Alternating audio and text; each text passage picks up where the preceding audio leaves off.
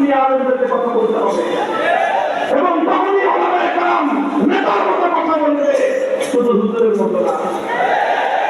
তখন তোমাকে সেই কথা ভালো করে শুনে তোমার কার্যকলাপকে সংশোধন করতে হবে।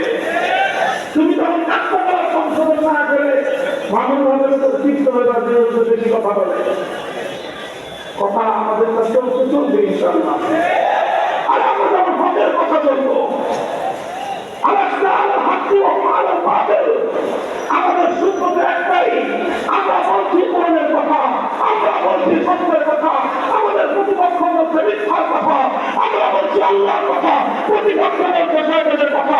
লড়াই যদি বাঁধে লড়াই করবো, জীবন যদি দিতে হয় জীবন দেব। আমরা মরতে যদি জন্মতে চাই, পালামতে যদি জাহান্নামে যাই, তাদের যদি মরতে আপত্তি না থাকে, জান্নাতের শহীদরা মরতে কেন আপত্তি করবে?